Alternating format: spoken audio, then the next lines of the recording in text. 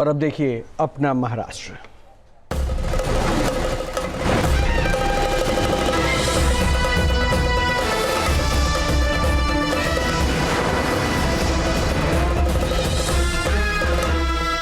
नमस्कार, अपना महाराष्ट्र में आप सभी का स्वागत है। मैं हूं आपके साथ अमृता गर्ग। महाराष्ट्र ने जीएसटी संग्रह में एक बार फिर से देश में अपना दबदबा कायम रखा है। मुंबई में आयोजित जीएसटी दिवस कार्यक्रम को संबोधित करते हुए मुख्यमंत्री देवेंद्र फडणवीस ने कहा कि लगातार सबसे अधिक जीएसटी संग्रह के साथ महाराष्ट्र देश की जीएसटी राजधानी बन गया है। उन्होंने कहा कि वित्तीय वर्ष 2025-26 में महाराष्ट्र ने देश में सर्वाधिक जीएसटी संग्रह दर्ज किया है और इस पूरे मामले में देश का अग्रणी राज्य बन गया है।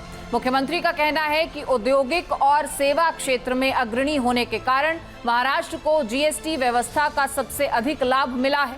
उन्होंने बताया कि 2016-17 में 63,000 करोड़ रुपए का शुद्ध कर संग्रह पिछले 9 वर्षों में लगातार 14 से 15% की दर से बढ़ा है। इससे राज्य की अर्थव्यवस्था को नई मजबूती मिली है।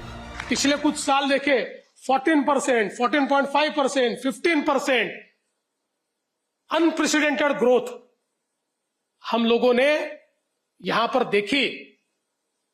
और मैं तो ये कहता हूं कि we can call Maharashtra the GST capital of India, क्योंकि हम लोग जानते हैं कि महाराष्ट्र ने together we have gathered GST worth 3,60,000 crore और हमारे बाद के दोनों स्टेट मिला लीजिए, Karnataka and Gujarat both put together are 3 lakh crore. Maharashtra में आधारभूत संरचना परियोजनाओं को गति देने के लिए मुख्यमंत्री देवेंद्र फडणवीस ने पालघर जिले का दौरा किया और कई बड़ी विकास परियोजनाओं का निरीक्षण भी किया।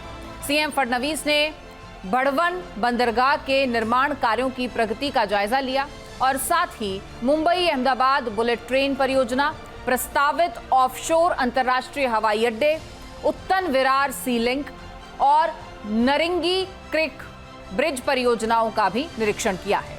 उन्होंने अधिकारियों से सभी परियोजनाओं की प्रगति की जानकारी ली, काम में तेजी लाने के निर्देश भी दिए। मुख्यमंत्री ने कहा कि इन परियोजनाओं से राज्य में बेहतर कनेक्टिविटी के साथ विकास और रोजगार के नए अवसर भी बढ़ेंगे। महाराष्ट्र सरकार ने पुण्य श्लोक अहिल्या देवी होलकर किसान कर्ज मुक्ति योजना के तहत किसानों की कर्ज माफी की प्रक्रिया शुरू कर दी है। योजना के तहत 1 अप्रैल 2019 से 31 मार्च 2025 के बीच लिए गए अल्पकालीन फसल ऋण यानी शॉर्ट टर्म क्रॉप लोन शामिल किए गए हैं। ऐसे किसानों को 2 लाख रुपए तक की कर्ज राहत मिलेगी, जिनका ऋण 30 सितंबर 2025 तक बकाया रहा। वहीं समय पर कर्ज चुकाने वाले पात्र किसानों को 50,000 रुपए तक का प्रोत्साहन भी दिया जाएगा। महाराष्ट्र सरकार का अनुमान है कि 36,585 करोड़ रुपए की इस योजना से राज्य के 56 लाख से ज्यादा किसानों को फायदा मिलेगा। महाराष्ट्र विधानसभा ने महाराष्ट्र महिला शेतकरी सक्षमीकरण विधेयक 2026 को सर्वसम्मति से मंजूरी दे दी है। इस विधेयक से महिला किसानों को पहली बार आधिकारिक किसान के रूप में पहचान मिलेगी और साथ ही उन्हें महिला किसान प्रमाण पत्र, प्रशिक्षण, बीमा, ऋण, बाजार, कौशल विकास, उद्यमिता और सरकारी कृषि योजनाओं से जुड़े अवसरों का लाभ आसानी से मिल सकेगा।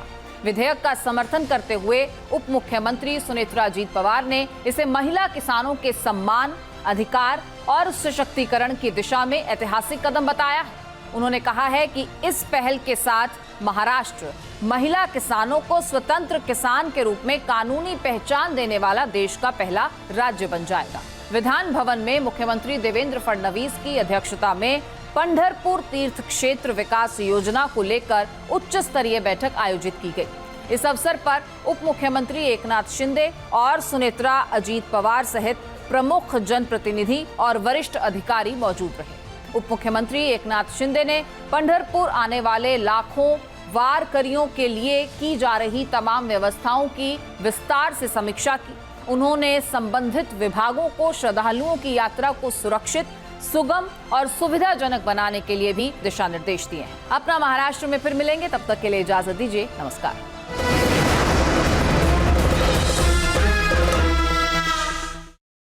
ओ भाई साहब, इस दाग को मिटाओ तो जाने।